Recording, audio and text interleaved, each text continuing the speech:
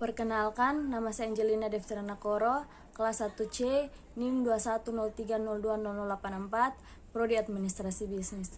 Pada saat ini saya ingin mempresentasikan tugas harian ketiga dalam buku pengantar sosiologi karya Suharjono Soekanto.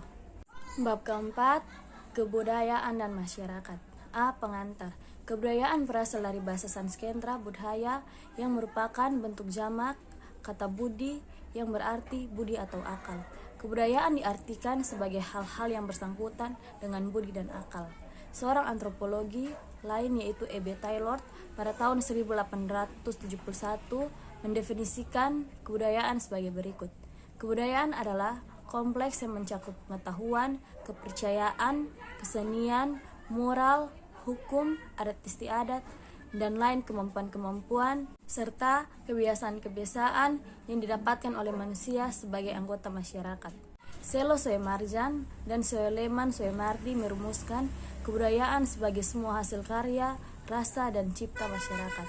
Kebudayaan dimiliki oleh setiap masyarakat.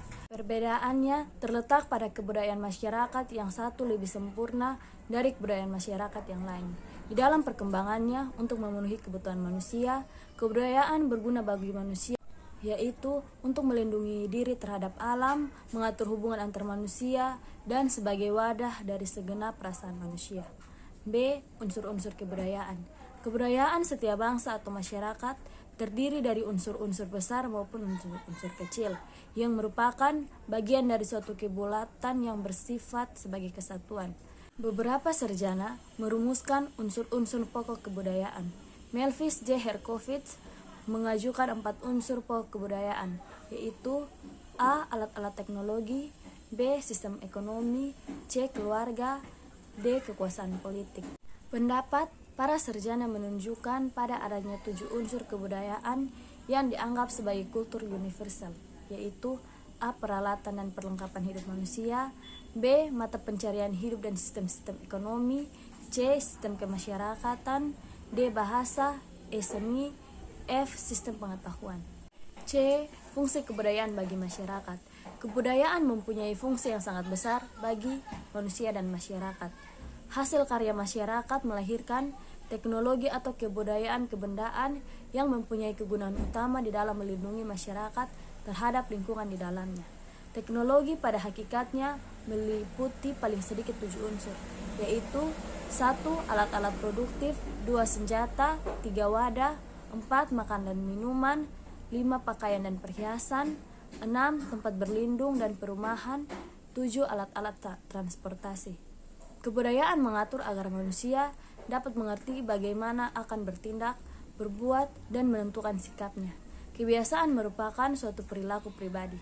Menurut Ferdinand Tonis, kebiasaan mempunyai 3 unsur, yaitu 1. Kebiasaan yang menunjuk pada kenyataan yang bersifat objektif, 2. Kebiasaan yang menjadikan kaidah bagi seseorang atau kebiasaan untuk melakukan perbuatan-perbuatan dalam tata cara hidupnya yang telah terstruktur, 3. Kebiasaan sebagai perwujudan kemauan atau keinginan seseorang untuk melakukan sesuatu. Jadi, kebiasaan merupakan perilaku seseorang di dalam melakukan tindakan-tindakan yang selalu ingin melakukan hal-hal teratur baginya. Di dalam masyarakat terdapat pola-pola perilaku. Pola-pola perilaku merupakan cara-cara masyarakat bertindak atau memperlakukan yang sama dan harus diikuti oleh semua anggota masyarakat. Pola-pola berperilaku berbeda dengan kebiasaan. Kebiasaan tidak perlu dilakukan seseorang di dalam hubungannya dengan orang lain.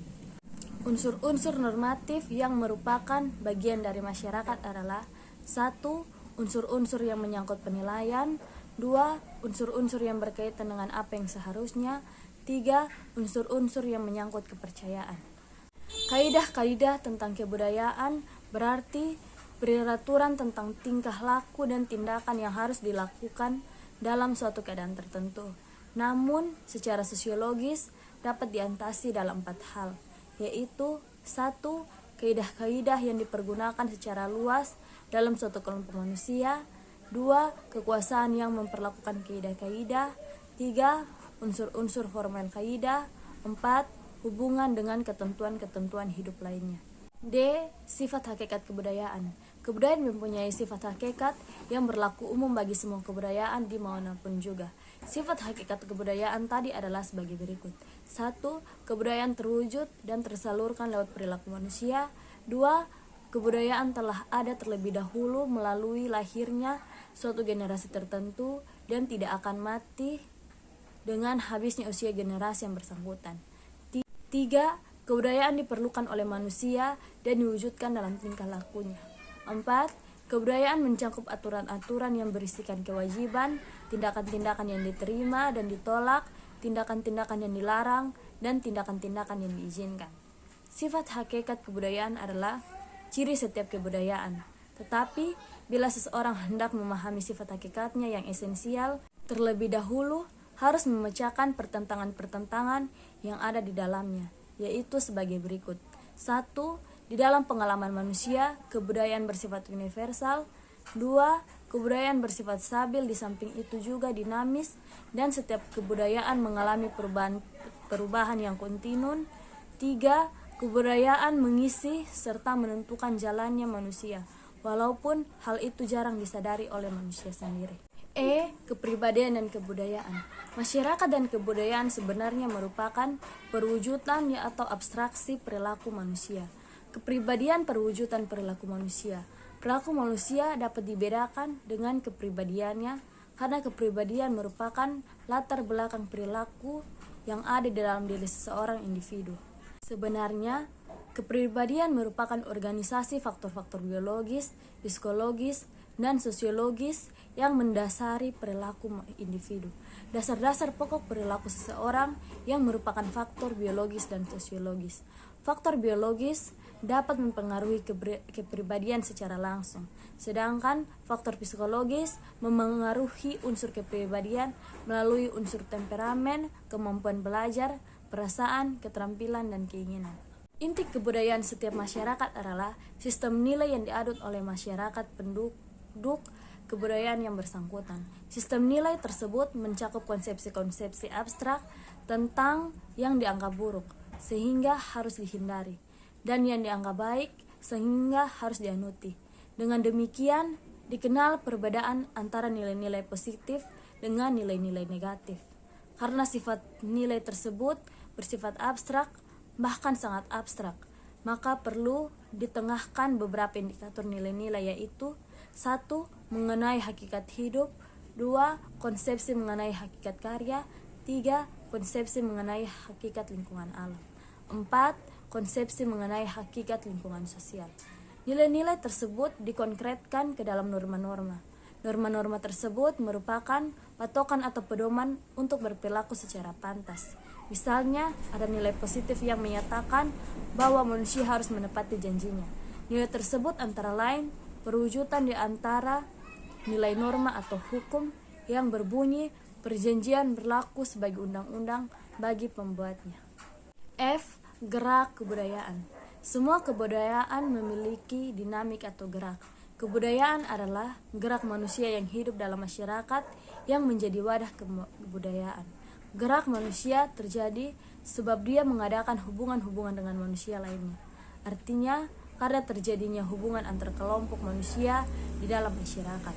Akulturasi terjadi bila suatu kelompok manusia dengan suatu kebudayaan tertentu dihadapkan pada unsur-unsur kebudayaan asing yang berbeda sedemikian rupa sehingga unsur-unsur kebudayaan asing itu dengan lambat laun diterima dan diolah ke dalam kebudayaan sendiri, tanpa menyebabkan hilangnya kepribadian kebudayaan itu sendiri. Biasanya masyarakat hidup bertetangga dengan masyarakat lainnya, dan antara mereka terjadi hubungan, mungkin dalam lapangan kerja, pemerintah, dan sebagainya. Beberapa masalah yang menyangkut proses akulturasi adalah 1. Unsur-unsur kebudayaan asing yang mudah diterima. 2. Unsur-unsur kebudayaan asing manakah yang sulit diterima. 3. Individu-individu manakah yang cepat menerima unsur-unsur yang baru. 4. Ketegangan-ketegangan apakah yang timbul akibat akulturasi tersebut. Proses akulturasi berjalan dengan baik dapat menghasilkan integritas antara unsur-unsur kebudayaan asing dengan unsur-unsur kebudayaan tersendiri. Unsur-unsur asing yang diterima tentunya terlebih dahulu mengalami proses pengolahan sehingga bentuknya tidak asli lagi sebagai semula. Misalnya, sistem pendidikan di Indonesia untuk sebagian besar diambil dari unsur-unsur kebudayaan Barat, akan tetapi sudah disesuaikan serta diolah sedemikian rupa sehingga merupakan unsur-unsur kebudayaan sendiri. Namun, tidak mustahil timbul kegoncangan kebudayaan atau kultur shock, sehingga akibat dari permasalahan-permasalahan yang dijumpai dalam proses akulturasi. Kegoncangan kebudayaan terjadi apabila warga masyarakat mengalami disorientasi dan frustasi, di mana muncul perbedaan yang tajam antara cita-cita dengan kenyataan yang disertai dengan terjadinya perpecahan-perpecahan di dalam masyarakat tertentu. Sekian dari saya, terima kasih.